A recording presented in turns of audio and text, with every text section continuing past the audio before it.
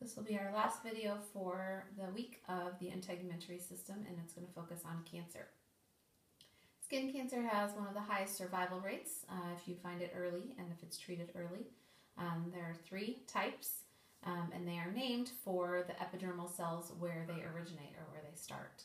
So basal cell carcinoma, squamous cell carcinoma, or malignant melanoma.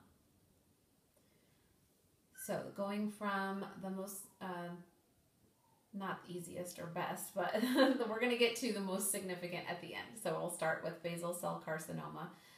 That is the least dangerous because it seldom metastasizes. That means moves. It usually stays right in its spot. It is our most common type of skin cancer.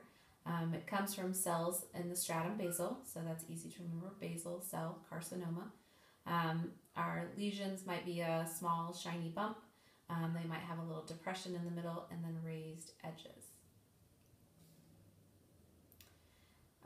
Next is the squamous cell carcinoma. This is kind of our in the middle type of cancer. It can metastasize. We'll talk about that in just a second. But it comes from the keratinocytes in the spinosum layer. These lesions might be found on the scalp, ears, lower lip, or on the back of the hand. Here we'll see a raised, reddened, scaly appearance, and then eventually will form a concave ulcer. This, if we find it early, has a good chance of recovery. They're just removed surgically. But if you leave it, it could metastasize, move to the lymph nodes, which could become lethal. And then our most dangerous type of cancer is called malignant melanoma. This skin cancer comes from the melanocytes and is the least common, only 5% of skin cancers, but it is the most deadly. So it can be treated surgically if caught early, but it quickly moves, and so that allows it to be unresponsive to chemotherapy and usually fatal. So a person with this type might only live 6 months from diagnosis. And so the greatest risk factor here is a family history of malignant melanoma. So if you have this in your family, you definitely want to be on edge, not on edge, cautious. We see it at high incidence in men, redheads, people that have severe sunburn in childhood. So we think that cancer comes from these UVA and UVB rays. So they are not really tanning rays and burning rays, but they are both types of ultraviolet rays. And so sunscreens will protect you from sunburn, but we're not quite sure if they provide protection against cancer or not. The chemicals in the sunscreens do damage the DNA. So again, we're not quite sure. We know that they protect from sunburn, but I would say the jury's still out on if they're really protecting you from skin cancer. Looking at the other type of abnormality or disorder that we would see from the skin are burns. And so burns are our leading cause of accidental death.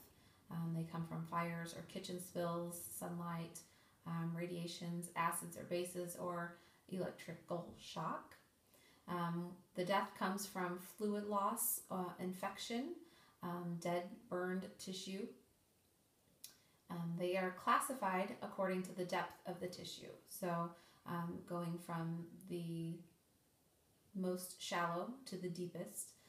First degree burns are called a partial thickness burn.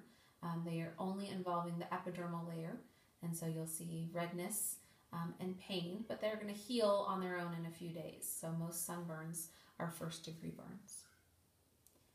Then going a little deeper, still a partial thickness burn, but here we're getting to the epidermis and part of the dermis. That's considered a second degree burn. So part of the dermis is intact, and that's how we're going to kind of cut that off. But they might show skin that's red, tan, or white, and it's going to take 2 weeks to several months for it to heal and could potentially leave scarring. Second degree burns, you may see blisters, and that's going to signify that you've gotten to part of the dermal layer. The worst type or the most severe burn would be a third degree burn, a full thickness burn, that is the dead tissue would be the epidermis, all of the dermis, and maybe even some deeper tissues. These require skin grafts. You'll need fluids replaced and to control the possible infection. So there's showing kind of the deepness and an example of each of these type of burns. Third-degree burns can often be black. Third-degree burns require skin grafts, as previously stated. Some different options of those skin grafts are, sorry about that, an autograft. That's from the same person's body, just in a different location. Another type would be an isograft, skin from an identical twin, if you have that option.